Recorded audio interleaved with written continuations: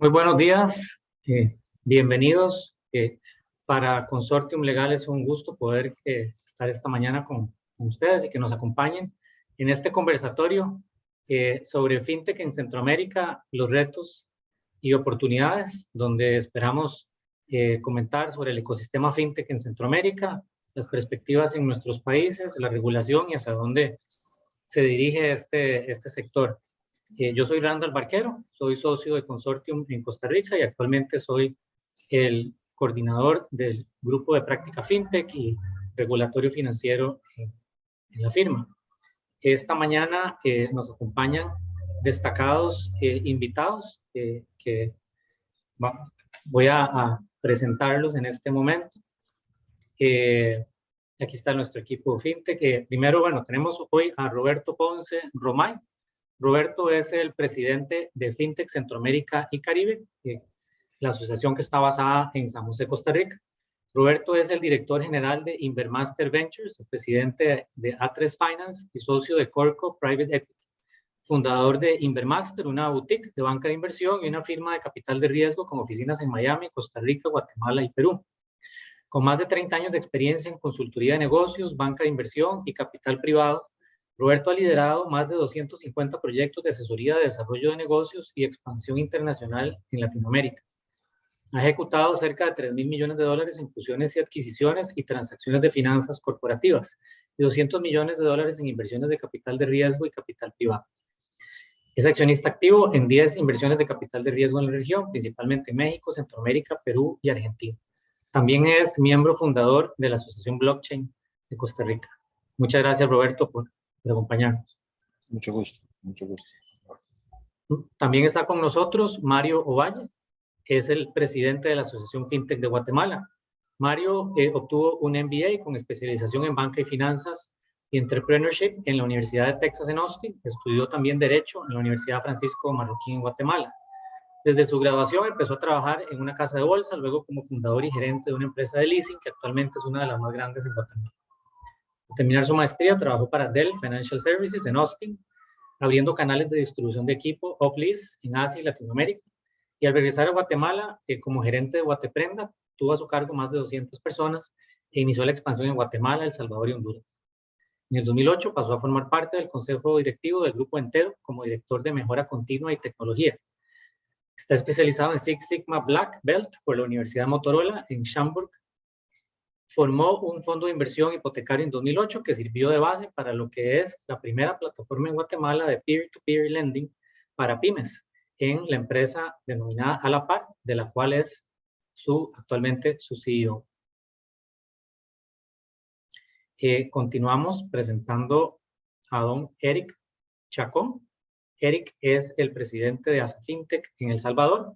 Tiene estudio en Ingeniería de Sistemas, un título en Mercadeo y MBA del INCAE Business School. Actualmente es consultor en desarrollo de tecnologías financieras, así como en comercio, dinero electrónico y blockchain. Su experiencia de 15 años en la banca local e internacional le permite abordar los servicios financieros tradicionales y su complejidad. Dentro de sus logros más destacados está el desarrollo desde su incepción del proyecto de Tigo Money en El Salvador, implementación de plataformas de InsurTech en los mercados de Estados Unidos, México, Colombia y Brasil. Actualmente es co-founder de una startup FinTech de procesamiento de pagos Bitcoin. Y contribuye también, Eric, donando parte de su tiempo a la Asociación Salvadoreña de Tecnología Financiera, ASA FinTech. Muchas gracias, Eric, por acompañarnos. También tenemos con nosotros a Ricardo Irías. Ricardo es el presidente de la Asociación FinTech en Honduras. Él es el cofundador y director de la compañía FinTech y de comercio electrónico SUBE Latinoamérica. Lidera el capítulo de Tegucigalpa de la comunidad internacional Hackers and Founders. Tiene un MBA en Estrategia Corporativa y Política Económica de la Universidad de Negocios de Maastricht, en los Países Bajos. Su experiencia profesional suma 11 años trabajando en FinTech y comercio electrónico con compañías de retail, aerolíneas y servicios en línea basados en el oeste europeo, el Mediterráneo y Latinoamérica. Tomador de riesgos, fue también instructor de buceo durante 3 años en el Caribe y el sudeste asiático. Gracias, Ricardo. Y finalmente, en representación de Nicaragua, tenemos a Mónica Brenes. Ella es asociada y especialista en Derecho Bancario y Financiero en Consortium Legal, en nuestra oficina en Managua. Cuenta con más de 5 años de experiencia en el asesoramiento legal en los sectores de servicios financieros e inmobiliario. Durante su carrera ha ocupado cargos en la banca nacional y firmas legales, asesorando y participando en transacciones financieras de gran magnitud entre bancos nacionales e internacionales, con clientes locales, realizando procesos de due diligence y contratos de crédito con sus garantías. También posee conocimientos y práctica en el área corporativa, asesorando a clientes en transacciones del día a día y en el área inmobiliaria, transacciones de compraventas, arrendamientos, donaciones, fusiones y desmembraciones de propiedades. Muchas gracias, Mónica, por acompañarnos.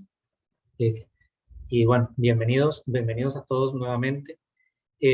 Ahora, previo a iniciar la conversación con nuestros invitados, quisimos darles, parte de la práctica FinTech del consorcio, un pequeño contexto de lo que es actualmente el ecosistema FinTech de Centroamérica, para lo cual les pido entonces dirigir su atención a la pantalla para ver este video. Gracias.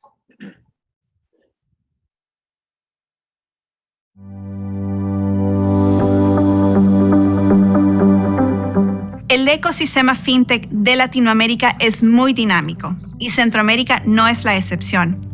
De acuerdo al BID en su informe reciente FinTech en América Latina y el Caribe, el ecosistema FinTech de Latinoamérica ha crecido en un 112% desde el 2018 hasta la fecha, siendo este liderado por Brasil, México, Colombia, Chile y Argentina, que conjuntamente concentran aproximadamente el 81% de todas las empresas en América Latina. Centroamérica representa únicamente un 6% del total de empresas de la TAM. Sin embargo, a continuación compartiremos algunas cifras que ayudarán a evidenciar los cambios y tendencias en la región, así como a tener una visión de la situación actual del ecosistema FinTech en Latinoamérica y especialmente en Centroamérica. El segmento más importante en cuanto al número de plataformas sigue siendo el de pagos, con un 25% del total de las empresas. Las verticales de préstamos digitales son un 19% y el crowdfunding representa un 5.5%. Este crecimiento ha venido también acompañado de un aumento en la colaboración entre plataformas e instituciones financieras tradicionales, así como por el crecimiento e internalización de los bancos digitales. En el segmento FinTech de pagos en Latinoamérica predominan los pagos móviles y las billeteras electrónicas con un 42%, y las pasarelas y agregadoras de pago representan un 33%. En el segmento de créditos, las empresas FinTech de préstamos a consumidores predominan con un 56% de la participación del mercado. Y en segundo lugar están las empresas FinTech de préstamos empresariales. El segmento de soluciones de tecnologías empresariales para instituciones financieras es el segmento que ha registrado mayor crecimiento desde el 2017. Las empresas consideradas bajo ese segmento son típicamente emprendimientos enfocados en el desarrollo de software que se han especializado en el sector financiero, ofreciendo productos a la medida o como marca blanca. Los siguientes son los principales subsegmentos: plataforma y servicios de banca digital, infraestructura empresarial, contratos inteligentes o smart contracts, analítica de datos, conocimiento de cliente, KYC, chatbots y otros. Ahora, nos podemos preguntar cuáles son algunos de los principales retos de las empresas FinTech en América Latina. Según el informe del BID, un poco más de la mitad de las empresas reportaron que el mayor reto que enfrentan es el de poder escalar sus negocios. El acceso al financiamiento ha pasado a ser el segundo reto más importante de las empresas en la región. En general, el ecosistema latinoamericano tiene un fuerte apetito de capital y los inversionistas se han interesado todavía más en esta región.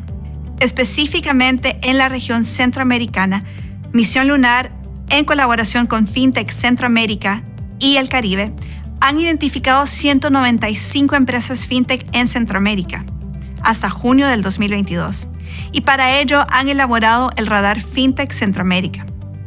Mediante este mapeo de empresas, se evidencia que la tendencia del ecosistema FinTech en Centroamérica es similar a la del resto de América Latina, en el sentido que los segmentos más predominantes son los de pagos, préstamos y el de software financiero o soluciones de tecnología empresarial.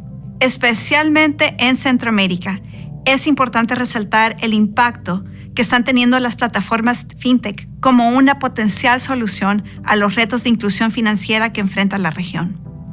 La mayoría de los países centroamericanos cuentan con porcentajes bajos de población con acceso a una cuenta bancaria y se ve en un número importante de startups fintech enfocadas justo en la inclusión financiera. En El Salvador, un 80% de startups fintech están enfocados en inclusión financiera. En Guatemala, un 53%, en Honduras, un 30% y en Costa Rica, un 11%. Como se evidencia en las cifras, a pesar de que el ecosistema fintech de Centroamérica representa un porcentaje pequeño en relación al resto de Latinoamérica, es notorio que la región está siguiendo las tendencias de crecimiento y de los segmentos que predominan, como son los de pagos, préstamos y software financiero. Si bien es cierto los retos en la región están relacionados al tamaño de las economías, también se destaca que en los países centroamericanos la innovación, el emprendimiento y el dinamismo de las iniciativas están trayendo soluciones prácticas a problemas del mercado. Especialmente en Centroamérica, como se está evidenciando, se presentan oportunidades para la inclusión financiera por medio de las plataformas fintech. Asimismo, se destaca el creciente interés de los reguladores de la región en comprender el desarrollo del ecosistema al crear espacios de diálogo con sus participantes mediante los hubs de innovación. Y finalmente, queremos resaltar el rol que se está jugando por parte de las asociaciones fintech en impulsar los ecosistemas en cada país.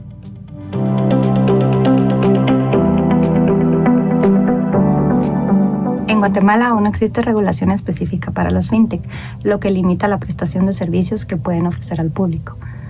Con el propósito de cooperar con el ecosistema fintech, en el año 2019 la Superintendencia de Bancos estableció una oficina de investigación denominada Civic Innovation Hub, con el propósito de facilitar el acceso al sistema financiero guatemalteco, apoyarles a comprender el marco jurídico legal aplicable e iniciar con la construcción de un censo local. En Guatemala, la mayoría de fintechs se dirigen al segmento no atendido, subatendido por el sector bancario, promoviendo su inclusión financiera y reduciendo los costos de los productos y servicios que ofrecen a sus usuarios. En El Salvador se ha tomado una decisión fundamental, un rumbo sin marcha atrás en relación al apoyo con las fintechs. Podemos ver dentro de las actividades del gobierno cómo la generación de la política de inclusión financiera toca como uno de los puntos fundamentales el incentivar el desarrollo de estas fintechs que generen inclusión financiera dentro de la población y que permitan cada vez más acercar a ese sector o a ese segmento de la población históricamente excluido para poder crear una sociedad más inclusiva y a través de esto poder generarle mayores condiciones de vida. Además, podemos ver también dentro de otro documento relevante a nivel nacional, la agenda digital del gobierno del 2020 al 2030, como uno de sus pilares fundamentales incluye las fintechs. Y El Salvador se está convirtiendo en uno de los países que están a la vanguardia en cuanto a la legislación financiera, tanto desde la ley Bitcoin como dentro del paquete legislativo que viene a regular temas como las actividades de DeFi o Decentralized Finance, las actividades relacionadas con el cripto y demás, así como las emisiones de valores a través de criptoactivos. El Salvador, sin duda alguna, está tomando un paso o una dirección correcta hacia el desarrollo de las fintechs. ¿Por qué? Porque han probado, tanto las fintechs a nivel local como regional, que son unas verdaderas herramientas de inclusión financiera, que permiten a la gente recibir pagos, recibir remesas, realizar transacciones, así como un número sin límite de transacciones para poder crecer y mejorar sus vidas.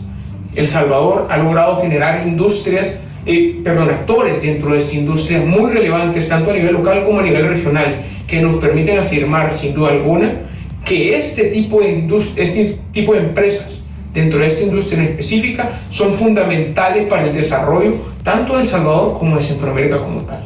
El Salvador sin duda tiene una apuesta fija hacia el desarrollo de esta industria. En los últimos años, en Honduras se ha visto un crecimiento en el ecosistema de fintech, crecimiento que se aceleró por la pandemia. Como consecuencia, las autoridades han iniciado a regular ciertos aspectos de estos negocios.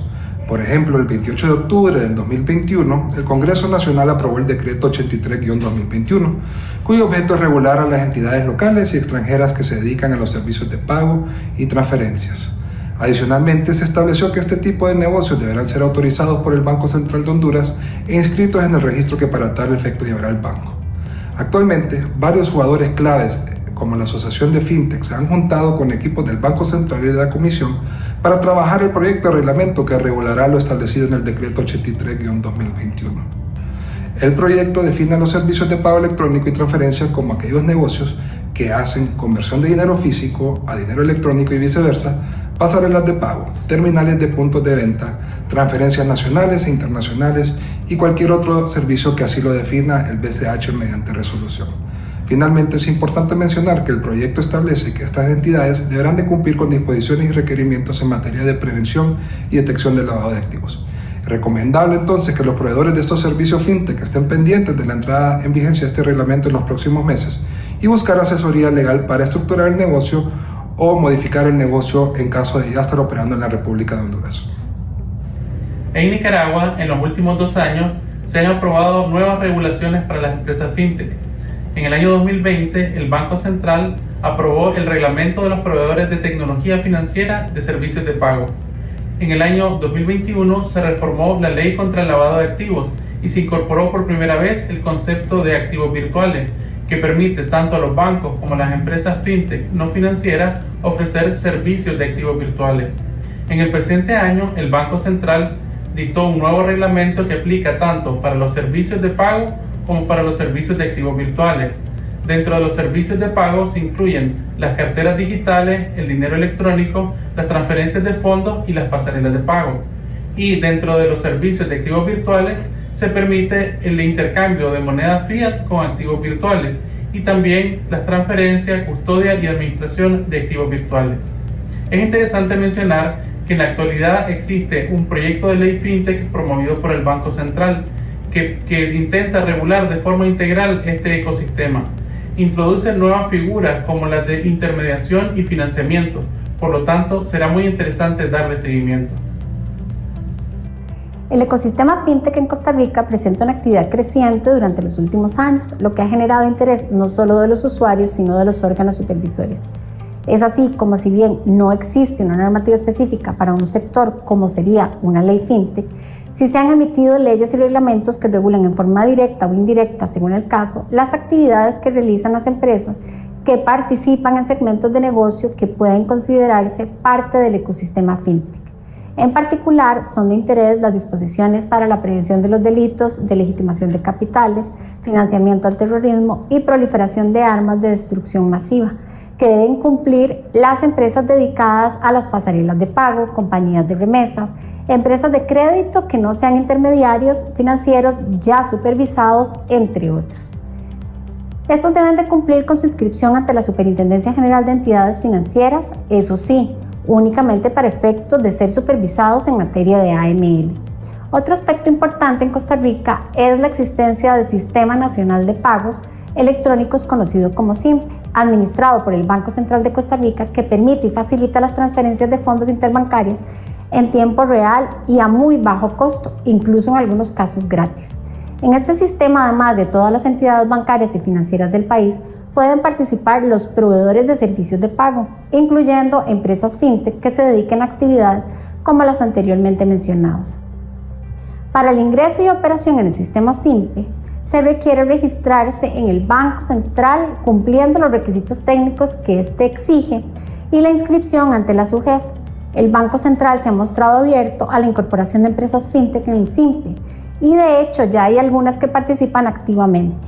En cuanto a los activos digitales o criptomonedas, no existe regulación. El Banco Central se ha manifestado en forma restrictiva, indicando que esos activos no son moneda de curso legal y por tanto su comercialización se realiza por cuenta y riesgo de quien se involucre en esta actividad. Recientemente fue presentado a la Asamblea Legislativa un proyecto de ley que pretende regular la figura del proveedor de servicios de activos virtuales como sujeto obligado en materia de prevención de AML, en línea con las recomendaciones emitidas por Gafi en el año 2021. Finalmente, es importante destacar que en abril de 2022, las autoridades costarricenses lanzaron el Centro de Innovación Financiera, que es un espacio de diálogo y consulta para quienes deseen desarrollar iniciativas de innovación tecnológica en productos o servicios financieros, que fue creado con el apoyo del BID. Se espera que sea un punto de contacto valioso en el ecosistema fintech de ayuda con el entendimiento del marco regulatorio, recopilación e intercambio de información.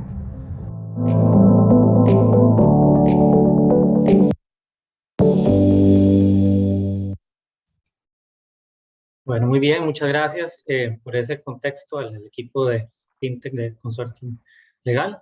Vamos a iniciar ahora el conversatorio con nuestros invitados. Repito, para quienes se unieron un poquito más tarde de que iniciamos, tenemos a Roberto Ponce Romay, el presidente de FinTech Centroamérica y Caribe, basado en San José, Costa Rica; Mario Valle, presidente de la Asociación FinTech de Guatemala; a Eric Chacón, presidente de ASA FinTech, basada en San Salvador; y Ricardo Irías, presidente de la Asociación FinTech de Honduras; y Mónica Brenes, que nos hará el contexto de lo que está ocurriendo en Nicaragua.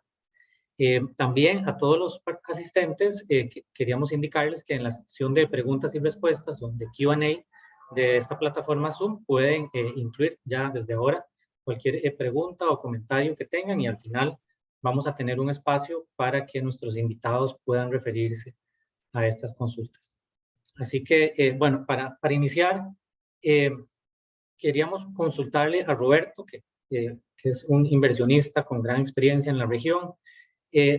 ¿Cuál es la situación económica actual en la región y cómo está afectando a las empresas del ecosistema FinTech? Esas 195 que a junio del 2022 ahí nos tenía identificada los amigos de Misión Lunar y otras más que pueden todavía no estar identificadas allí.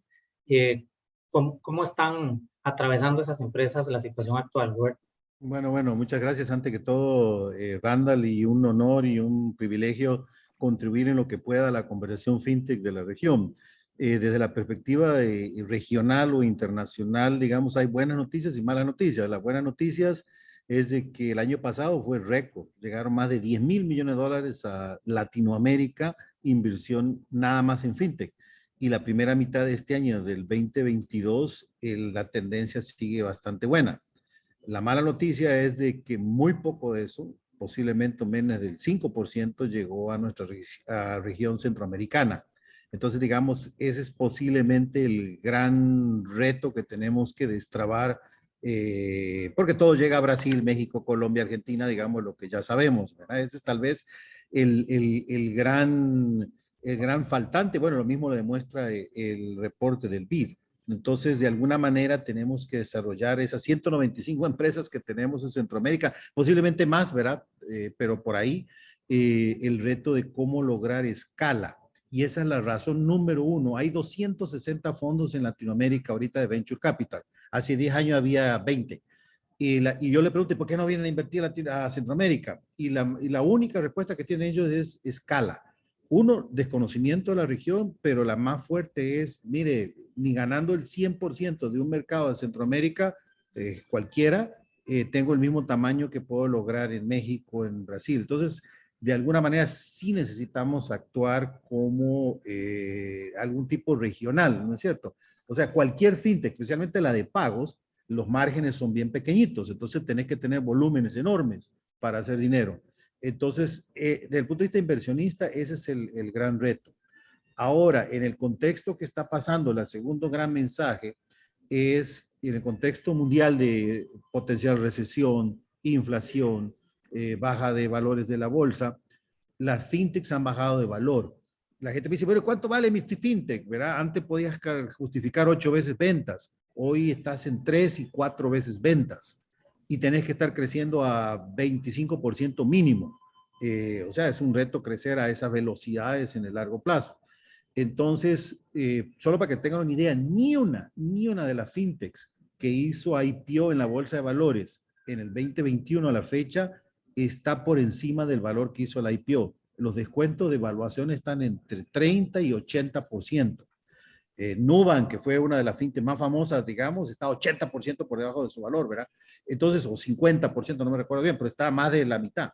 Entonces, tenemos ese reto, digamos, de que el capital que es tan necesario para escalar, de pronto, en la segunda mitad del 2022 se frenó, y ya no solo tenemos que demostrar que estamos creciendo al menos 20% promedio anual, tenemos que estar demostrando que vamos a ser rentable muy pronto, que vamos a hacer en números verdes, números positivos muy pronto. Entonces el reto ahorita se nos puso doble, ¿verdad? Crecer rápidamente, ser regional y hacer plata rápido. Ese es un contexto que está hoy y es parte, digamos, del reto que tienen los emprendedores de las fintechs de Centroamérica. Gracias, Roberto. Ricardo, ¿quisieras complementarnos en esta parte? Sí, gracias, Randall. También quiero darle las gracias a Consortium por la invitación y felicidades por el evento. Quiero extender un poco lo que hablaba Roberto sobre los márgenes, sobre todo las fintech que están en pagos, que son márgenes bien pequeños y que se necesitan volúmenes muy altos. Desde la Asociación de Honduras tenemos claro que para que crezcan las empresas fintech tenemos que tener una incidencia en el crecimiento del mercado en general, o sea, que las personas confíen más en las transacciones en línea, para que hayan más transacciones en línea y que entonces el mercado de las empresas de pago, que como vimos, son la mayoría de las empresas fintech en la región, pues que haya realmente un mercado que atender y la inclusión financiera entonces se extiende más allá de los servicios que podamos ofrecer las fintech a mucha educación para usar los servicios fintech que pueden conectar a las empresas micro, pequeñas y medianas al sistema financiero que opera en Honduras y que pues queremos conectar con el resto de la región. Muchas gracias. Y relacionado con esto, de acuerdo con ese informe del BID que nos presentaba Carla, en Centroamérica representa aproximadamente un 6% del ecosistema o del total de empresas fintech de Latinoamérica. Entonces, ¿qué oportunidades de diferenciación podríamos ver en la región? ¿Hay algo en lo que podamos destacar o explotar? ¿Alguna característica importante para pues, poder escalar, como sugería Roberto? Mario, ¿qué piensas? Esa es una buena pregunta. Yo la verdad creo que inclusive, bueno, antes que nada, nuevamente también muchísimas gracias por hacer posible este evento. Creo que es muy importante que estemos presentes en la comunidad fintech. Solo para darles algo de contexto, cuando se hizo la publicación anterior del BID en el 2018, se miraba Centroamérica como muy pequeña, casi que para incluirla. Entonces, no estábamos casi que ni representados. Ahora, con lo que acaba de decir Roberto y lo que acaba de decir Randall, ya tenemos una presencia, aunque sea del 6%, pero estamos creciendo a pasos agigantados y eso es bastante importante. Es más, si usted, en ese mismo informe del BID se calificaba a Costa Rica y Guatemala como economías emergentes en el sentido fintech, entonces lo cual es bastante bueno. Y respondiendo tal vez directo a la pregunta de Randall, yo he visto, digamos, desarrollar dos tipos de fintechs en Guatemala. Sí, por supuesto, hay una buena parte de fintechs que son internacionales. Sí tenemos varias empresas extranjeras, especialmente en el área de pagos, que están viniendo a Guatemala para regionalizarse, lo cual es importante porque quieren tener presencia en toda Latinoamérica y creo que eso es bueno, pero también estoy viendo bastante iniciativas bastante locales. Guatemala tiene una peculiaridad y es que su composición, dijéramos, la composición de su población es diferente, es muy diferente a la de otros países, lo cual hace un poco más complejo la adopción de servicios financieros. Y hay muchos pequeños emprendedores que están luchando por hacer esto posible. Entonces, en este sentido, sí tenemos muchas fintechs que se están tratando de diferenciar en atender públicos más diferentes y también de alguna medida en hacer mucho más educación. He visto la importancia de la educación financiera, a diferencia de Costa Rica, por ejemplo. En Guatemala, el 50% de la población no tiene acceso a servicios financieros y servicios financiamientos tradicionales es tan poco como el 12% de la población. Entonces, no es solo tener una aplicación en un celular, sino muchísimo es darle a entender a las personas que esos servicios están disponibles y cómo usarlos. Entonces, a diferencia de otros países, digamos, ahorita que tuve la oportunidad de estar en México, he visto que en Guatemala hay muchas más plataformas utilizando la educación para hacer llegar estos servicios, porque nuevamente no es solo tener un celular, no es solamente tener un app, sino el reto es que la gente sepa usarlo. Y justamente en el último meetup que hicimos de la Asociación FinTech se comentaba cómo los préstamos digitales tienen un gran reto, ¿verdad? Porque que la gente le acrediten dinero en forma digital y que se lo retiren en forma digital, todavía mucha gente piensa, ¿y eso cómo sucede o qué está pasando? Entonces, esa es una barrera importante que hay que romper. Y como les digo, en Guatemala hay bastantes fintechs que están haciendo lo posible por cambiar eso. Es un gran reto. Inclusive en México se decía que la mayoría de fintechs no van hacia la gente no atendida, no bancarizada, sino que están catered the same customer, que están darle la vuelta al mismo cliente. Entonces, realmente, en Guatemala, como la bancarización es tan pequeña, a como de lugar tenemos que salir tratando de llegar a una población que necesita muchos servicios financieros y la educación es parte de este proceso. Entonces, yo creo que eso es una parte que nos puede diferenciar al momento de que tengamos que hacer algo diferente que lo que están haciendo en otras regiones. Muchas gracias, Mario. Y sobre este mismo tema de la diferenciación, Eric, bueno, El Salvador dio un paso muy importante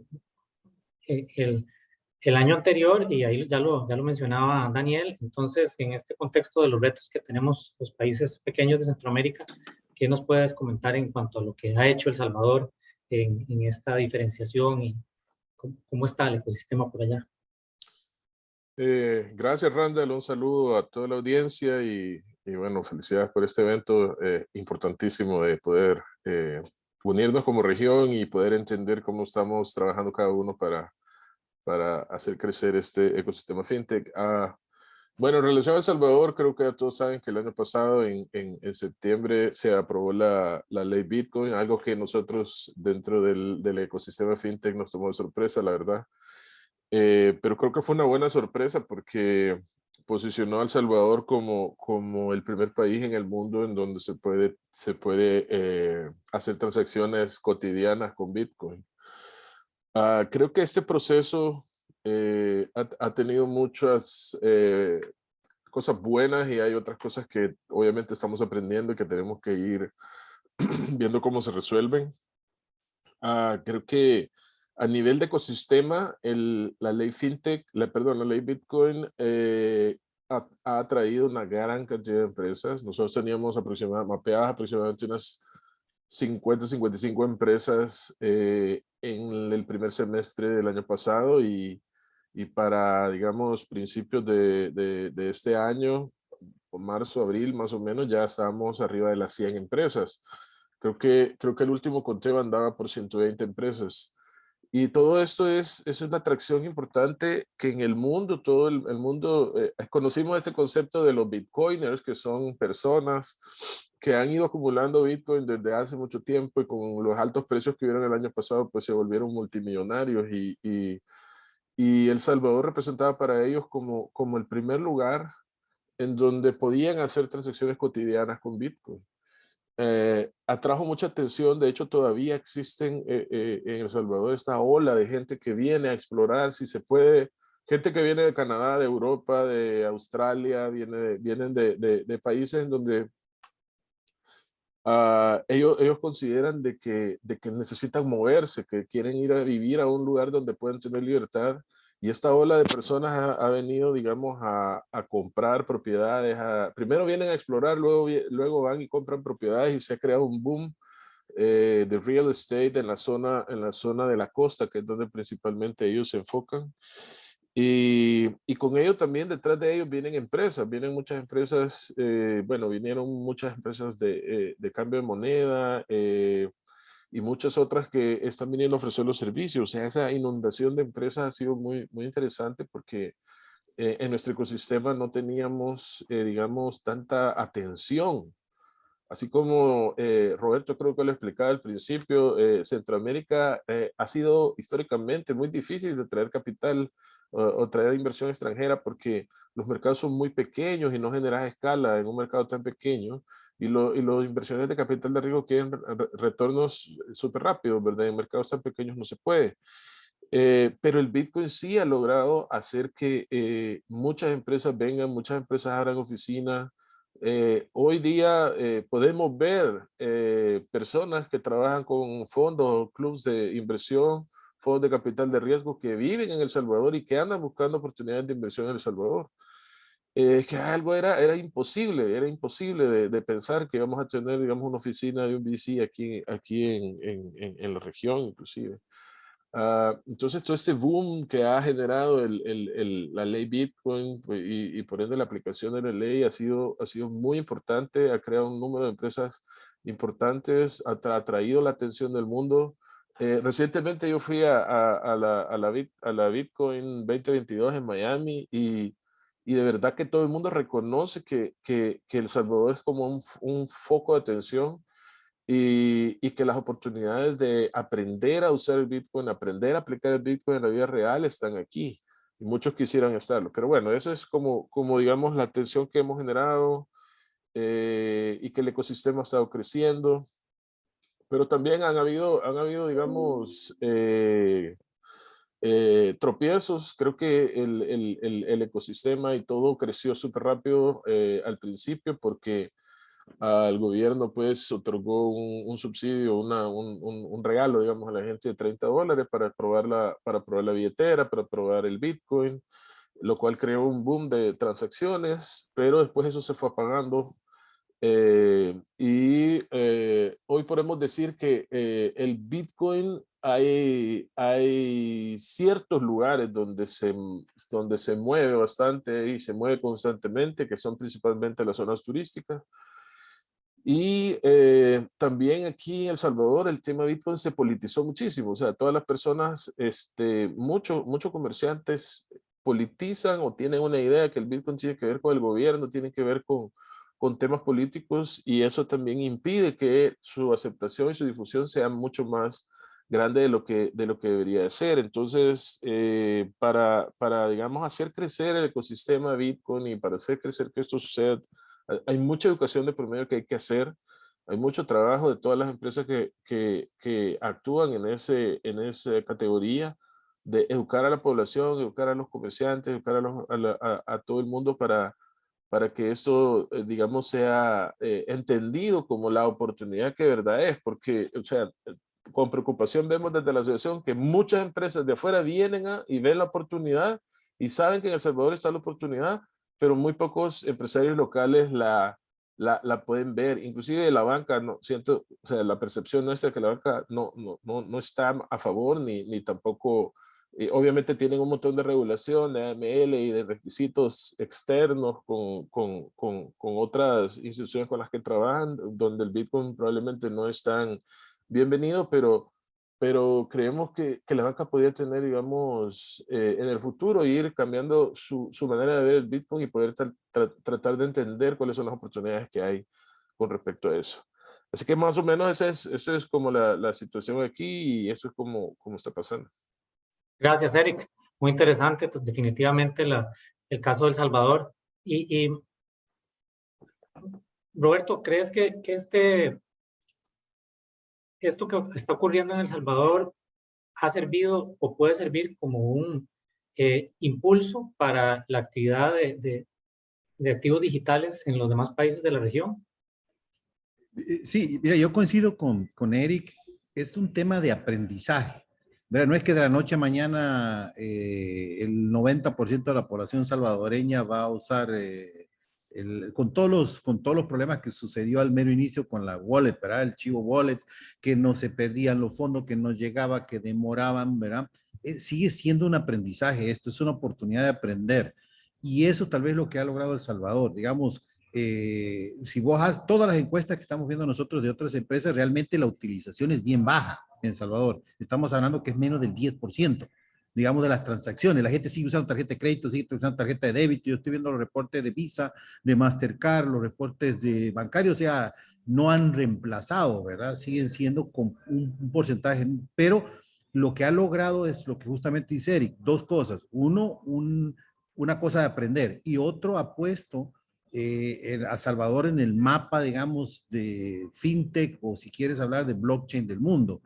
Y yo creo que tal vez esa es la forma de que Centroamérica puede lograr algo, ¿me entiendes? O sea, no lo puede hacer por escala, porque simplemente no tiene la escala, ¿verdad?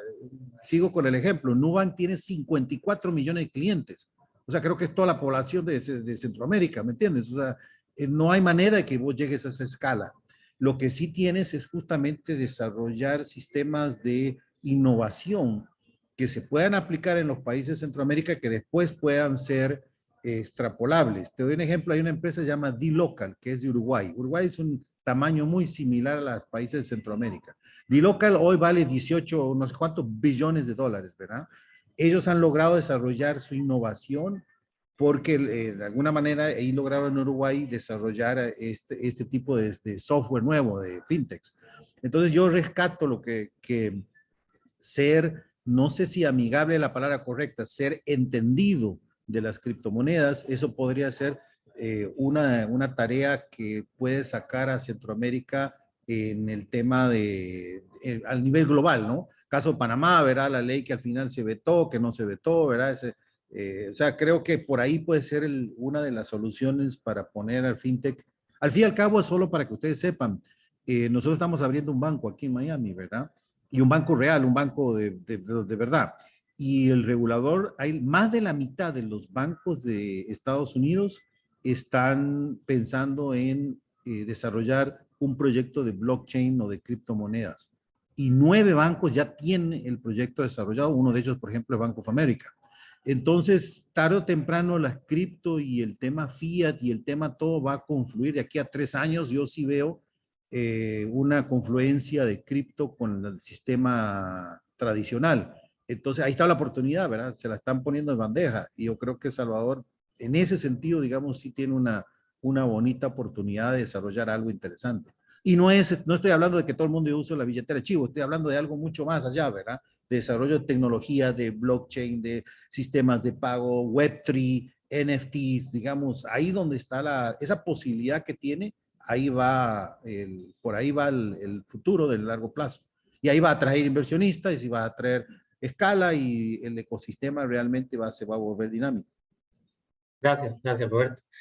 ¿Y cuáles podríamos considerar que son los principales estímulos o apoyos regulatorios para el desarrollo del ecosistema fintech? Por ejemplo, en Nicaragua, Rodrigo en el video nos mencionaba la regulación aprobada por el Banco Central hace no mucho sobre activos digitales y un proyecto de ley fintech. Mónica, ¿podrías darnos más detalles sobre eso y cuál ha sido la experiencia en el país? Sí, gracias Randall. Un placer estar aquí con todos ustedes. Efectivamente, en Nicaragua, si bien es cierto que comparado con los demás países de la región centroamericana, todavía no tenemos mucha fintech operando, sí hemos visto bastante interés por parte del regulador, que en este caso el Banco Central, que desde septiembre del 2020 inició publicando el reglamento para los proveedores de tecnología financiera de servicios de pago. Y además de publicar este reglamento, que es bastante nuevo para toda la población, también hemos visto que desde entonces hasta acá se ha venido modificando un poco y recientemente en abril de este año también se derogó ese reglamento y el mismo Banco Central emitió otro ampliando un poco la regulación, porque inicialmente existía únicamente la categoría de la fintech de pago, que regula más que todo los servicios que son relacionados con billeteras digitales, transferencias de fondos de manera electrónica, intercambio de divisas de manera digital, y ahora se agregó también lo que son los proveedores de servicios de activos virtuales. También este término de activo virtual, que cabe lo que es las criptomonedas, se incluyó el año pasado, el 2021, en la reforma que se hizo a la Ley de Prevención de Lavado de Activos y a la Ley General de Bancos, y se denominó el término de activos virtuales como el valor que se le da a una representación digital y que se puede transferir y comercializar. Así que ese es principalmente lo que hemos visto en Nicaragua, bastante interés por parte del regulador para poder ir desarrollando lo que es el ecosistema fintech en Nicaragua, pero también consideramos, tal como mencionaba Mario antes, como en la situación de Guatemala y los demás países, a pesar de que estamos bastante avanzados, por así decirlo, con la regulación, esto sí tiene que ir de la mano con la educación, ¿verdad? Porque en Nicaragua también el porcentaje de personas que tienen acceso a internet, acceso a todos estos sistemas de tecnología, no es muy alto. Entonces, sí debe de ir encaminado. Se aprecia mucho el interés de regular todos estos temas, pero también debemos de estar conscientes de que un proceso tanto para el regulador como para los usuarios y las compañías que vayan a desempeñarse con estos servicios, así como implementar también la educación en toda la población para que en realidad se pueda tener un desarrollo mucho más grande. Muchas gracias. Y desde ese punto de vista de lo que puede fomentar la regulación, Ricardo, en el caso de Honduras, ¿hay algún incentivo particular que quisieras destacar? Sí, Randall, el año pasado los reguladores de Honduras, el Banco Central de Honduras y la Comisión trabajaron en un reglamento y trabajamos junto con la asociación y los reguladores y también dentro de la Mesa de Innovación Financiera en un reglamento que iba a normar cómo funcionan las empresas de pagos electrónicos. Desde mi perspectiva, está muy claro que lo que se está buscando es proteger el sistema financiero de algo que no es muy conocido. No se sabe qué tipo de productos van a salir al mercado, qué va a pasar si uno de ellos crece rápidamente, más rápido que el 20-25%. ¿Qué tal si uno tiene un crecimiento anual del 50-100%, tiene muchos miles de usuarios? ¿Cuál es el riesgo para el sistema financiero hondureño del éxito de una de estas empresas que finalmente que fracase? Entonces, los reguladores están haciendo su trabajo y enfocándose en proteger al ecosistema, proteger el sistema financiero. Y esto tiene un costo también en la innovación, ¿no? Porque la innovación en otros sectores normalmente se puede mover un poco más rápido, porque si una empresa falla, si una red social nueva falla, por ejemplo, no pasa mucho, ¿no? Si falla una EdTech, no importa tanto, pero una FinTech sí puede tener un efecto en el ecosistema financiero. Entonces, creo que esas son barreras naturales del ecosistema y está bien que estén ahí, pero no, como asociaciones, nosotros que estamos en asociaciones FinTech, tenemos que encontrar una forma en la que se proteja el sistema financiero, pero que también permita la innovación, que permita el lanzamiento de nuevos productos. Y en esa línea quiero llegar a un punto que tocó Mario antes, y es que yo también comparto que las FinTech se están peleando por el mismo mercado, no están cumpliendo su función, su objetivo de la inclusión financiera. Pero es que la inclusión financiera requiere de la educación, ¿no? O sea, requiere de un mercado educado que sepa usar tecnología, que no le tenga miedo a las transferencias electrónicas, etcétera. Y entonces, a lo que quiero llegar con esto es que como asociaciones y como empresarios FinTech necesitamos complementarnos con empresas de tecnología educativa, EdTechs. Creo que las FinTech y las EdTech tenemos que empezar a trabajar de la mano, porque la educación tradicional o usando las metodologías tradicionales de educación no van a hacer que Centroamérica, con sus 40 millones de usuarios, sea atractivo en un futuro cercano para inversión, ni van a hacer que las transacciones electrónicas crezcan de forma acelerada si no tenemos ese complemento con empresas EdTech. Y este punto creo que es bien importante. Como asociaciones debemos de empezar no solo a enfocarnos en FinTech y la inversión FinTech, porque Centroamérica no está ahí. Y por eso es que la inversión se va a otros países, ¿no? Porque en otros países sí la tecnología se ha adaptado mejor, hay una mejor infraestructura para usar tecnología. Entonces, como asociaciones de FinTechs en Centroamérica, necesitamos no solo hablar de FinTech, y creo que necesitamos empezar a hablar también de EdTech y a empezar a impulsar empresas EdTech para educar a todo el ecosistema, incluyendo, o sea, la tecnología de educación puede ayudarnos a que entiendan no solo los usuarios, sino también la banca y los reguladores. ¿Y por qué lo digo? Porque alguien hablaba, regresando a este tema de que solo se atiende al mismo mercado, pero ¿por qué solo se está atendiendo el mismo mercado, ¿no? Pequeñito, y no se está llegando a la inclusión financiera? Para dar un ejemplo, un emprendedor FinTech que trabaja con cajas rurales, en zonas rurales, pocos usuarios, no encuentra entrada en la banca para su solución, porque para la banca no es interesante una solución que atienda a tan pocos usuarios, ¿no? Entonces, necesitamos hacer ver el potencial de tener a varias fintech trabajando por llegar a pequeños grupos, a pequeños segmentos, incluyéndolos en el sistema financiero, usando la estructura de la banca, ¿verdad?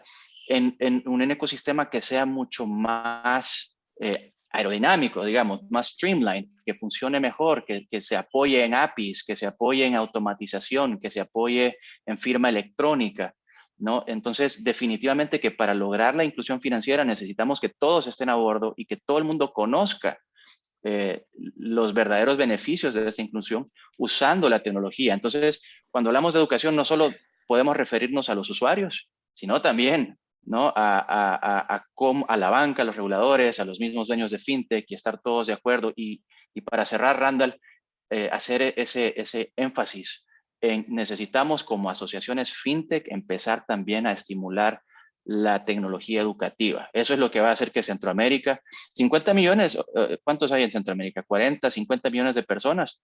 No es tan mal como población, eso es lo que tiene Colombia, ¿no? Pero también, además de educarnos, necesitamos empezar a trabajar juntos las asociaciones. Te devuelvo el micrófono, Randall, gracias. Muchas gracias, Ricardo. Y bueno, y en esa misma línea, el tema de conectividad creo que también se vuelve muy importante, ¿verdad? Hay que universalizar esa conectividad y el acceso a Internet a mayores segmentos en la población. Mario, ¿cuáles son esos estímulos regulatorios? ¿Hay alguna propuesta en Guatemala sobre legislación relacionada con fintech? ¿Cuál es la perspectiva del regulador que conoces en este sentido y de la asociación, por supuesto? Sí, gracias, Randall. Yo siento que en Guatemala está pasando muy poco. Efectivamente, hay algunas iniciativas. Desde hace unos años hay una iniciativa que se llama el ENIF, que es la Estrategia Nacional de Inclusión Financiera, en el cual participa el gobierno central y el Banco de Guatemala y la Superintendencia de Bancos. Se invitaron a otros actores, como ya nos invitaron a nosotros como Asociación FinTech, a participar. Pero para serte sincero, no miramos que haya caminado mucho. En realidad hay algunas mesas de trabajo, pero ha pasado poco. Y a mí me gustaría complementar lo que dice Ricardo, y estoy totalmente de acuerdo, él tiene razón. Yo sí creo que tenemos un problema de escala, como Roberto lo dijo al principio, somos una región muy pequeña. Yo he tenido la oportunidad de participar en varios foros, y cuando llego a presentar los modelos de negocio que llevamos de Guatemala, que suenan tan interesantes, les llama la atención, pero cuando dicen, miren, ¿ustedes dónde están localizados? En Guatemala. Me dicen, mire, por razones de scope, solo podemos platicar de los países grandes de Latinoamérica. Muchas gracias por participar, pero no llegamos hasta ahí. Entonces sí es cierto que tenemos un problema de escala, pero siento que ese podría ser tal vez el único problema, y que no es problema, ¿verdad? Porque 50 millones, como dice Ricardo, ya es una población interesante, pero también hay muchas cosas en nuestro país que no están pasando. Justamente como te decía, respondiendo a tu pregunta, sí, existen algunas iniciativas como la NIF en Guatemala, pero no se mira que camina. Y si tú miras los países en los que realmente hay un desarrollo de la industria fintech, miras a todos los sectores del país participando. Justamente ahorita que estuvimos en esta conferencia en México, había un stand de Argentina, patrocinado, no me acuerdo si era por el gobierno de Argentina o la municipalidad de Buenos Aires, pero ellos patrocinaban para que todas las fintech pudieran llegar, porque sabían que eran costos muy altos y lo que ellos hacían era medio subsidiar para que pudieran participar. Y justamente después de ver el stand entré a una conferencia y entonces vi una conferencia de una empresa de factoraje en México que platicaba cómo el crowdfunding era muy complicado en México porque como había que facturar cada inversión, entonces si tú te metías al puro crowdfunding y hacías participaciones de $10, tenías que hacer 1000 facturas al mes, lo cual era complicadísimo. Y esta persona comentaba cómo ellos habían ido a hablar con las autoridades fiscales mexicanas para ver de qué manera podían aligerar o hacerlo más fácil eso.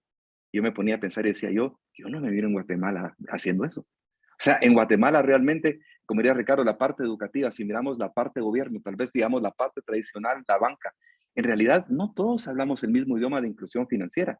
Si todos los diferentes sectores que estamos involucrados estuviéramos realmente pensando en apoyar a estas pymes y en apoyar a todos los que no tienen ahorita servicios financieros, otro gallo cantaría, otro sería el esquema.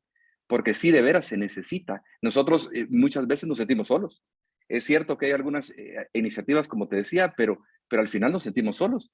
Y si eso tiene que ser una decisión de país, si todos los diferentes sectores no se ponen de acuerdo, va a ser muy difícil que caminemos. Entonces estoy de acuerdo. No tenemos la población suficiente para ser tan atractivos, pero todo lo demás sí debería ser atractivo. Y todavía nos falta muchísimo por eso es que es tan importante reuniones como esta. Porque si dijéramos hasta hace 3 años casi ni se nos tomaba en cuenta, ahora ya se nos toma en cuenta como mercados emergentes. Y ahora sí, no solo es unirnos como países, que sí es importante que como países estemos más cercanos. Y yo aplaudo la iniciativa que tuvo Costa Rica. Y yo no sé si todos los presentes de aquí saben, pero la Asociación FinTech de Costa Rica se llama de Centroamérica, porque siempre la iniciativa fue de que todos los centroamericanos estuviéramos unidos, que un país es muy poquito y cada vez se cumple más. Pero sí, tenemos que crear conciencia en todos los segmentos que esta realmente es una población completamente desatendida. Yo, por ejemplo, miro muy de cerca el caso de las pymes. 88% de pymes no tienen acceso a financiamiento en Guatemala. ¿Qué hacen las pymes? Y nosotros como guatemaltecos exportamos un montón de gente a Estados Unidos y cuando los guatemaltecos quieren regresar a buscar fuentes de trabajo, ¿qué encuentran?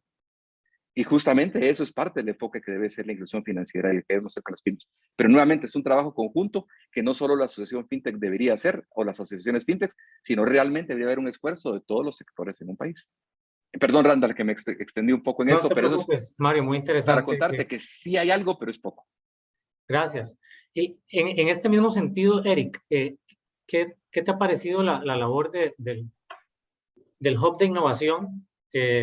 Y en general, ¿qué opinan ustedes en Asa FinTech de estos espacios de diálogo con las autoridades reguladoras? ¿Crees que en la experiencia de El Salvador o lo que conoces de otros países pueda ser una herramienta para ir avanzando en esta temática que venían comentando los otros panelistas? Sí, mira, yo creo que este gobierno y todas sus instituciones trabajan de una manera bien distinta a los gobiernos anteriores y a cómo yo veo que Centroamérica funciona, ¿verdad? Este gobierno funciona a la velocidad de la luz, son reuniones súper rápidas, las leyes salen súper rápido, nos toman desprevenidos y verdad que creo que esa parte es súper buena. Pero también hay una parte en donde no se logra, digamos, discutir adecuadamente algunas cosas. Por ejemplo, una de las grandes críticas que le hacía a todo el mundo al gobierno con respecto a la ley Bitcoin es que no se discutió. Pero, y así, digamos, hay otras regulaciones que nos dan muy poco tiempo de conocerlas y muy poco tiempo para aportar. Por ejemplo, la evolución ha sido así. Yo creo que pasó mucho tiempo sin haber mucha acción, digamos, en el tema regulatorio fintech. La ley Bitcoin fue emitida en septiembre del año pasado. En diciembre de este año se anunció la creación de la Oficina de Innovación Financiera, que esto, pues, bueno, nos sentimos bastante satisfechos porque, digamos, esta receta que el BID hace en todos los países de sandbox regulatorio, Oficina de Innovación Financiera y ley FinTech, pues aquí solo se implementó una de ellas, ¿verdad? Que fue la oficina. Estábamos contentos de que íbamos a tener una oficina, pero desgraciadamente en estos 6 meses o un poquito más que ha estado operando, pues la verdad que no hemos visto muchas acciones. No sé si están trabajando a puertas cerradas y nos van a dar una sorpresa, pero no hemos visto mucho, ¿verdad? Lo que sí estamos discutiendo hoy día, que está sobre la mesa esta discusión, es una nueva ley similar a la que implementaron en Costa Rica de tasas de precios, de fijación de precios para las tasas de POS. Y también nos tomó sorpresa, fue algo súper rápido.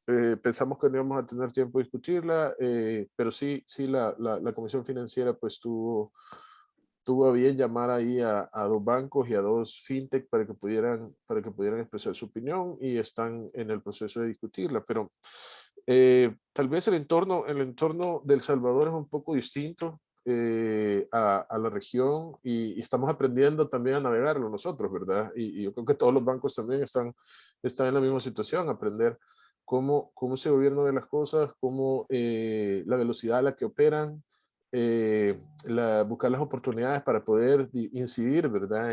Con nuestras opiniones en las leyes. Y bueno, este dinamismo lo vamos a seguir viendo porque entiendo que hay más cosas que vienen. Hay rumores de que se está discutiendo una ley para startups. También se está discutiendo no una ley, sino que una política nacional de fintech que como les explicaba, no tenemos conocimiento del contenido, pero esperamos que en algún momento el gobierno nos pueda compartir para poderlo discutir. Pero bueno, ese es más o menos el entorno en el que vivimos. Creo que es un entorno más moderno, creo yo, ¿verdad? Más novedoso, pero en nuestra opinión creemos que la regulación debe de funcionar fomentando el crecimiento de la industria fintech, más que regulándola.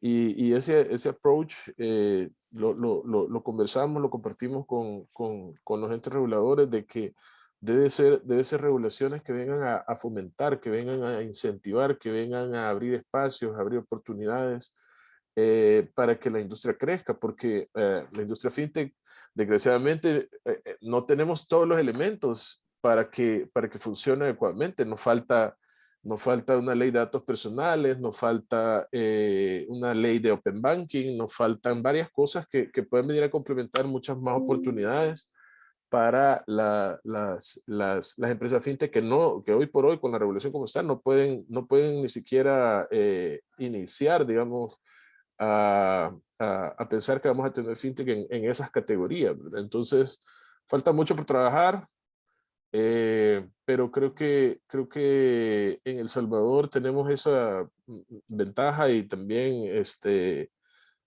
nueva modalidad de trabajo, y que tenemos que aprender a sortear. Muchas gracias, Eric. Parece que, como decía Mario, todavía falta que entre los diferentes actores del ecosistema se hablen el mismo idioma. Ahora creo que están en proceso de aprender el mismo idioma, pero todavía hay que tomar ciertas acciones. Si me permite, Randall, Claro. rapidito. Aquí hay, digamos, en nuestra región tenemos las leyes financieras. El regulador está muy influenciado por los bancos. Y rescatando lo que decía Ricardo, digamos, nosotros tenemos que educar al regulador, ¿verdad? Que no le tenga pánico a las criptomonedas y de que no sea, o que no le tenga pánico al fintech.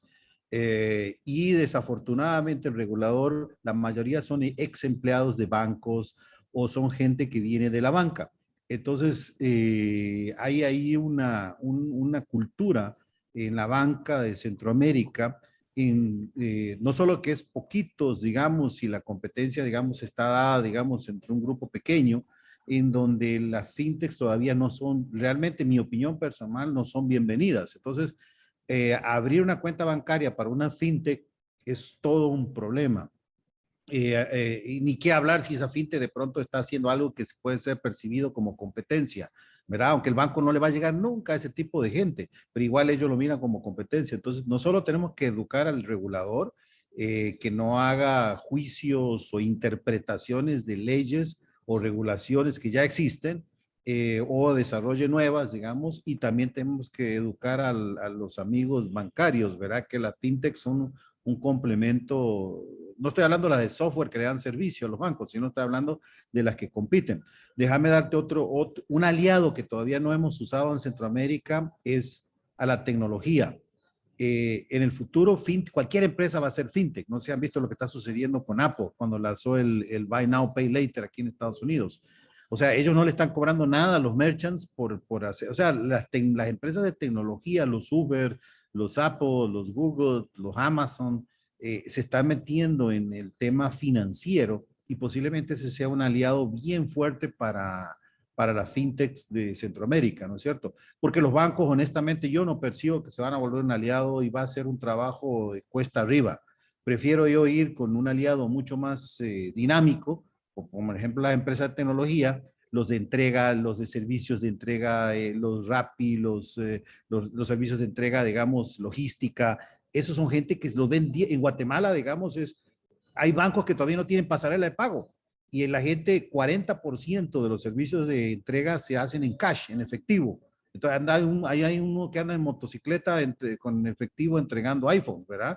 Entonces, ese tipo de cosas, digamos, yo creo que por ahí viene la forma de destrabar ese, mientras vamos educando al regulador, mientras vamos educando al banco, ¿verdad? Gracias, Roberto. Y Mónica, ahora que mencionabas el tema de la regulación que se ha implementado en el país en 2020 y después la actualización que le hicieron en este año y este proyecto de ley FinTech, ¿qué impacto consideras que ha tenido eso en el surgimiento de iniciativas FinTech o en la actualización de empresas que ya existían operando bajo esa normativa? El sector de remesas, por ejemplo, que en nuestros países es tan importante que para la economía, ¿ha tenido algún impacto positivo esa regulación? Sí, en el caso de Nicaragua, las remesas están reguladas bajo otra licencia del mismo Banco Central. Entonces, en este caso, se regula de manera diferente a todo lo que son los proveedores de tecnología financiera, ya sea de pagos, de activos virtuales, o la nueva categoría que está creando el proyecto de ley, que es los proveedores de tecnología financiera, pero relacionada a intermediación y financiamiento. Entonces, en ese sentido, yo siento que es una regulación bastante nueva también. Actualmente en el Banco Central con esta licencia solo están 12 empresas. En estas 12 se encuentran principalmente los bancos que operan en el país y tenemos 2 fintech ya también que están registradas. Pero esas 2 fintech se dedican más que todo a lo que son billeteras electrónicas, transferencias de fondos de manera digital o también para hacer otro tipo de regulaciones, pero no hemos visto hasta el momento, ¿verdad?, algún tipo de innovación con respecto a esta otra fintech. Sin embargo, también me gustaría destacar un poco que con este nuevo proyecto se está hablando un poco más también a nivel nacional, porque si bien es cierto, la mayoría de fintech son compañías internacionales que se interesan en incursionar en el mercado centroamericano, es importante también entender que ahí pueden surgir nuevas fintech a nivel nacional, ¿verdad? Y eso también creo que en parte es algo que el regulador busca, porque hasta el momento hemos visto que uno de los requisitos que actualmente tiene el reglamento y que también conserva el proyecto de ley es que estas fintech tienen que conformarse primero como una sociedad mercantil. Luego de conformarse como una sociedad mercantil, ya pasan a lo que es solicitar la licencia ante el Banco Central e inscribirse también como sujeto obligado ante la Unidad de Análisis Financiero. Entonces, esto puede ser un poco un reto para las fintech internacionales, ¿verdad? Porque, como decían mis compañeros anteriormente, muchas veces el regulador trata de hacer las cosas en la experiencia que ha tenido, pero las fintech ahora quieren incursionar en otros mercados tal vez sin la necesidad de tenerse que constituir de manera mercantil a nivel nacional. Entonces, yo sí considero que hay un avance, hemos visto interés por parte de ciertas empresas, pero todavía hay algunos retos que hay que ir valorando y hay que trabajar, como decía Roberto anteriormente, de la mano con el regulador para abrir la mente de las personas que están creando las leyes y poder darles a entender un poco cómo es que opera una fintech y cuáles son las necesidades que se deberían de cubrir en la legislación. Pero bueno, también hay otros beneficios, ¿verdad?, que tiene la ley y el reglamento actual, el proyecto de ley y el reglamento actual, que es que a las instituciones financieras, a las reguladas por la Comisión Nacional de Microfinanzas y a las instituciones financieras reguladas por la Superintendencia de Bancos, se les dan ciertos beneficios, como por ejemplo que no tienen que pasar por todo el proceso de solicitar la licencia, sino únicamente registrarse. Entonces, hasta el momento se ha visto que más que todo los interesados han sido los bancos, un poco las microfinancieras también han tenido cierto interés, y las fintech que se dedican sobre todo a pasarelas de pago o a billetera electrónica. Excelente, muchas gracias. Y un poco sobre esta que nos hemos estado preguntando, ustedes han estado mencionando el tema de qué hacer o cómo podemos diferenciarnos o podemos impulsar un mercado regional. Yo quería lanzarles una pregunta y hay un tratado, como posiblemente todos ustedes saben y también nuestra audiencia, hay un tratado general de integración económica en Centroamérica que se llama el SIC. Y ese tratado tiene ya muchos años de existir, ¿verdad? Tiene casi 30 años y ahí los países de Centroamérica acordaron literalmente, así, más o menos así lo dice, perfeccionar la integración monetaria y financiera centroamericana mediante el mantenimiento de una, y usa esta palabra, irrestricta libertad de pagos. Y al amparo de ese sistema también, de ese acuerdo, existe un tratado sobre sistemas de pagos y liquidación de valores de Centroamérica y República Dominicana. Obviamente, pues tampoco estudiamos esta documentación con ustedes antes de esta conversación, pero ¿será que puede haber un esquema, un punto de partida, ya un marco legal sólido, un tratado internacional, como ustedes saben, o los que no son abogados, está por encima de la ley de cada país, así que tiene una jerarquía superior, de manera que las leyes internas no pueden contradecir lo que establezca ese tratado internacional, de manera que ¿piensan ustedes que podría ser una posibilidad en conjunto como asociaciones fintech, como decían algunos de ustedes, de la importancia de intercambiar opiniones, de conversar sobre esto, hacer un análisis de este tipo de regulaciones que permitan ir tal vez un paso más allá de las escalas nacionales, que son más limitadas, y explorar oportunidades en una escala regional, incluso más allá del istmo, y que países como República Dominicana, que también son legalmente parte del SICA. Entonces, tal vez, Mario, ¿cómo nos das tu opinión sobre ese tema? Y totalmente de acuerdo. Yo sí creo que ese puede ser un buen punto de partida, pero nuevamente lo importante es que haya interés, ¿verdad? Yo sí creo que, como todas las leyes, Randall y los dos como abogados sabemos, muchísimas veces su ejecución depende del interés, ¿verdad? Porque la ley, la letra muerta, como decimos los abogados, al final no pasa nada si no existe interés de los diferentes gobiernos y de los diferentes sectores financieros porque camine y porque suceda algo. Yo quiero comentar algo respecto a eso, y es que siempre he tenido mis dudas, porque aquí hablamos de regulación como un given, como algo dado que tiene que pasar y debería pasar. Yo estudié en una universidad libertaria y siempre lo primero que se pregunta uno es ¿debe o no debe haber regulación? ¿Verdad? Porque, como les digo, siempre partimos del principio de la necesidad que haya, pero a veces nos deberíamos poner a pensar si debería existir algo, y especialmente viendo la experiencia de otros países de Latinoamérica. Pero me gustó muchísimo un ejemplo que dio un abogado mexicano. Conozco un abogado que estuvo directamente a cargo de la redacción de la ley FinTech en México y le hice la misma pregunta: mira, regulación o no regulación, ¿qué piensan ustedes después de que ya pasó este tema? Y él me decía una observación muy importante. Me decía, mira, antes de regulación, ver pasar un funding de $100,000 era una cosa rara y que se aplaudía. Después de la regulación, ver pasar fondeos de $10 millones ya los miramos como ver pasar.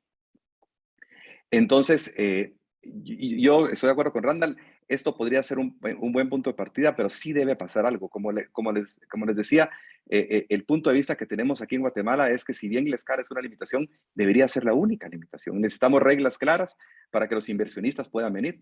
Los inversionistas también no vienen porque no saben qué hacer, y muy del lado de lo que decía Roberto, en alguna medida algunas fintech que podrían estar haciendo competencia con la banca están en el limbo de decir, bueno, si no hay regulación, ¿dónde estoy yo?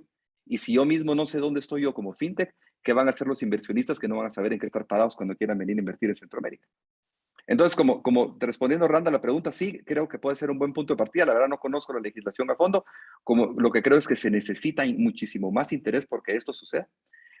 Porque la inclusión financiera no solo sea del diente al labio y decir, como yo sé que los organismos internacionales como país sé que me lo están exigiendo, entonces digo que tengo una iniciativa solo para que no digan que no está pasando nada en mi país, sino que realmente sean cosas que caminen, ¿verdad? Que caminen, y que todos realmente, especialmente los que estamos en el Triángulo Norte y estamos exportando tantos connacionales, de veras esté pasando algo porque FinTech pueda apoyar porque los connacionales no se vayan. Muchas gracias, Mario. Sí, Ricardo, querías complementar sobre ese punto. Sí, Randall y todos los compañeros de las asociaciones de Centroamérica, creo que tocando ese punto de la integración, nosotros estamos en una posición clave, y creo que antes para que esa palabra muerta realmente no esté tan muerta, el primer paso es conversar. entre nosotros, porque nosotros hablamos con los reguladores en nuestros países y tenemos algún nivel de incidencia. Entonces, creo que aquí en Honduras hemos tomado una iniciativa y es, ok, cualquier empresa que entre de Guatemala, Costa Rica, México, le damos acceso a nuestra biblioteca de todos los reglamentos y leyes que tenemos en Honduras que pueden afectar su operación.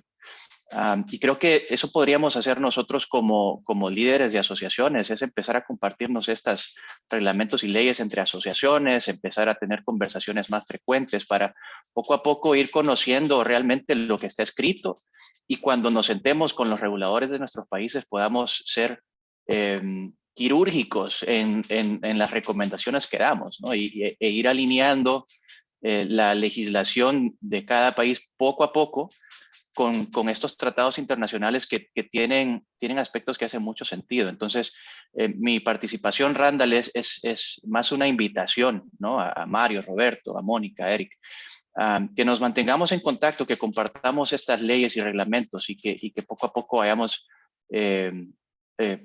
internamente cada uno en su país, moviendo un poquito la aguja hacia una alineación legal que permita esta integración de transacciones crossover, cross-country.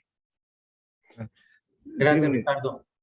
Randall, Adelante, Roberto. Una rapidita. Nosotros tenemos una empresa que está aprobada ya en la ley FinTech México, en Perú y en Argentina, ¿verdad? La de México fue una pesadilla, honestamente, horrible. La de Perú, rápida, eficiente, interesante. Argentina está todavía en proceso. Sin embargo, de todas esas pesadillas, y bueno, no te imaginas la del banco aquí en Miami, ¿verdad? Pero de todo eso, lo que rescato es la claridad y que eso es lo que más hace falta en nuestros países, ¿verdad?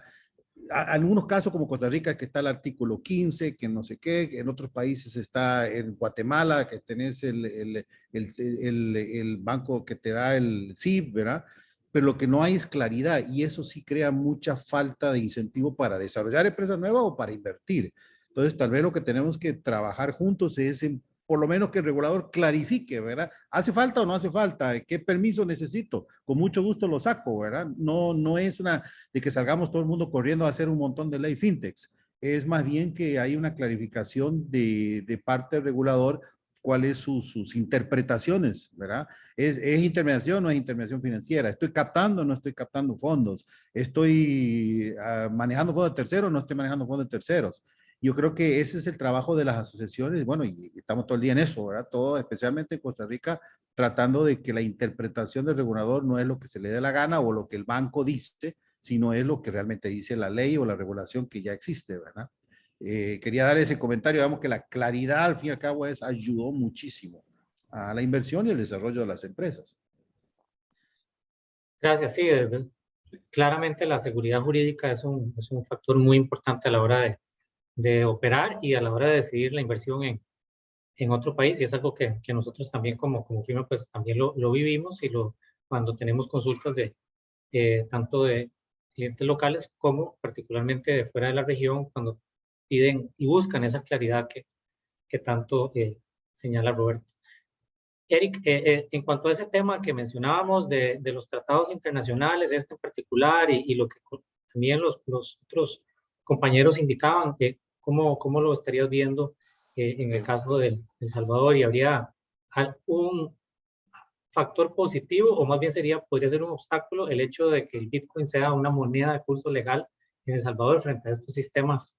Yo creo que es una oportunidad para El Salvador, pero yo creo que también es una oportunidad para todos los demás países de la región. Yo quiero empezar explicando esto de esta manera. Las asociaciones fintech se unen porque son empresas muy pequeñas que juntas tienen una voz un poco más fuerte y pueden incidir, digamos, en temas de regulación o en temas de lobby, digamos, en cada país. Entonces, las asociaciones son gremiales y el concepto de una gremial es que juntos, individual no hacemos mucho, juntos hacemos mucho más. En Centroamérica deberíamos de tener la misma mentalidad, ¿verdad?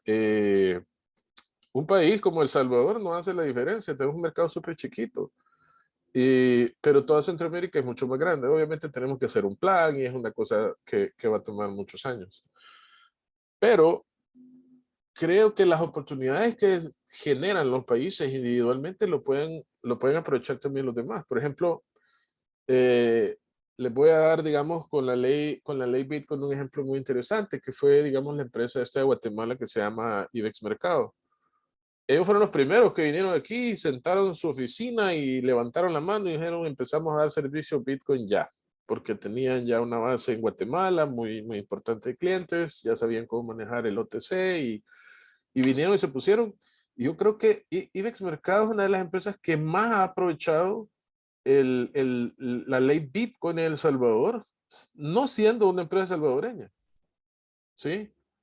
Entonces yo creo que todas las empresas de Centroamérica, por algún motivo, no sé histórico o no sé por qué, nosotros entre los países tenemos unas barreras mentales más que todo, un poco diría yo arcaicas, ridículas, de que un salvadoreño no puede ir a Guatemala porque ese es otro mundo, eso es otra cosa, o un hondureño no puede ir a El Salvador porque hay una historia ahí de una guerra del fútbol y cosas por el estilo. Pero en realidad todas esas barreras mentales las tenemos que romper. IBEX Mercado es un ejemplo de cómo estos muchachos rompen esas barreras mentales, van y aprovechan una oportunidad. Y lo mismo les digo a toda la audiencia, a todos los que están escuchando. O sea, El Salvador está abierto para las oportunidades. El Bitcoin abrió las oportunidades en El Salvador, pero está abierto para todos. Cualquiera puede venir. Aquí a El Salvador se han venido muchos colombianos que ven la oportunidad en el Bitcoin y están viniendo a montar sus empresas, sus exchanges aquí. Y el concepto, tal vez un poquito para hablar del tema de escala, el concepto que manejamos aquí no es que las empresas no vienen a generar billones de dólares en revenue. O sea, El Salvador apenas es un laboratorio para probar los conceptos y luego extrapolarlos a otros países, a otros mercados más grandes. Y ese es el concepto por el cual las empresas están viniendo aquí. No están viniendo a hacer dinero. Están viniendo a probar, a experimentar.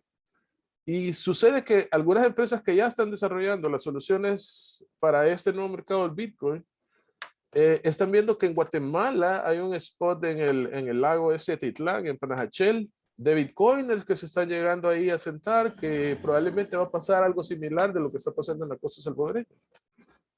En Roatán, en Honduras, también está pasando más o menos lo mismo. En Costa Rica creo que en la costa hay otro spot de Bitcoin también. Entonces, estas empresas van a probar aquí en El Salvador, van a aprender a hacer transacciones con Bitcoin y van a saltar a esos nuevos spots que se están desarrollando.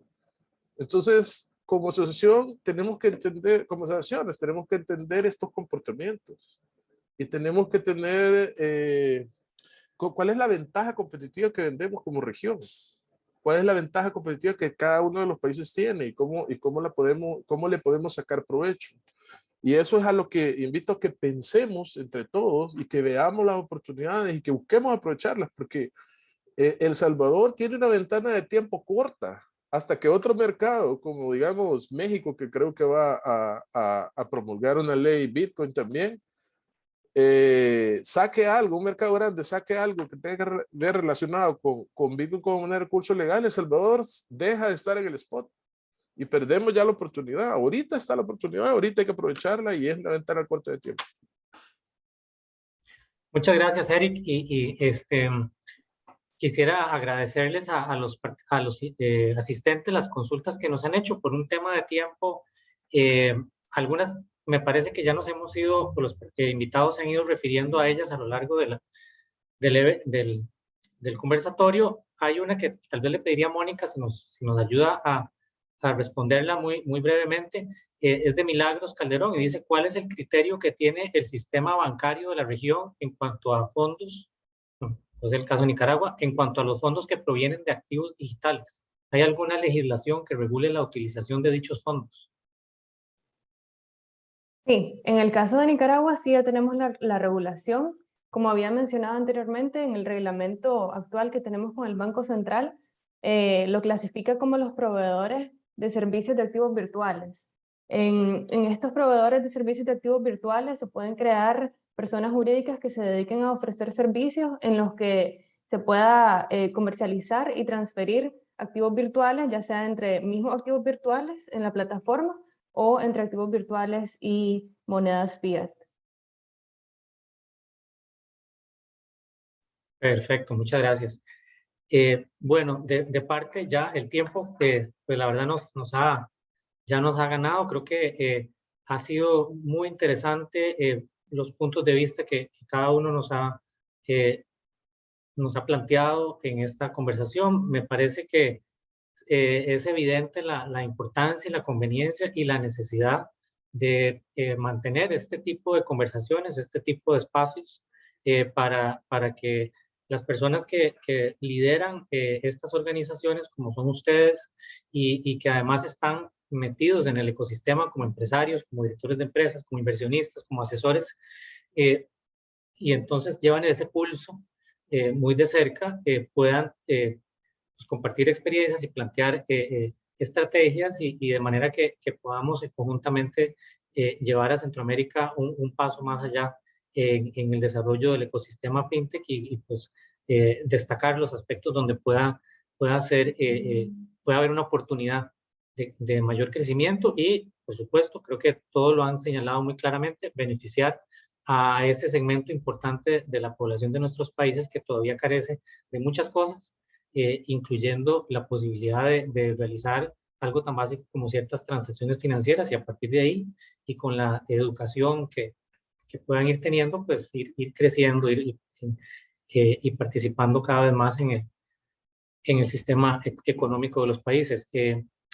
Les voy a pedir que a los invitados que nos quedemos un par de minutos después de cerrar la sesión y a los asistentes que aún nos acompañan, que son la gran mayoría, agradecerles de nuevo por su participación y por favor estén atentos a las redes sociales de Consortium Legal porque cuando se comparta esta conversación, que amablemente los invitados accedieron a que así se haga, y también otros eventos, que este no va a ser el único, que vamos a tener con nuestros invitados, ya los estamos comprometiendo para que sigan participando con nosotros en otros eventos y también contribuyendo a esta interacción. Así que muchas gracias y que tengan todos un muy buen día.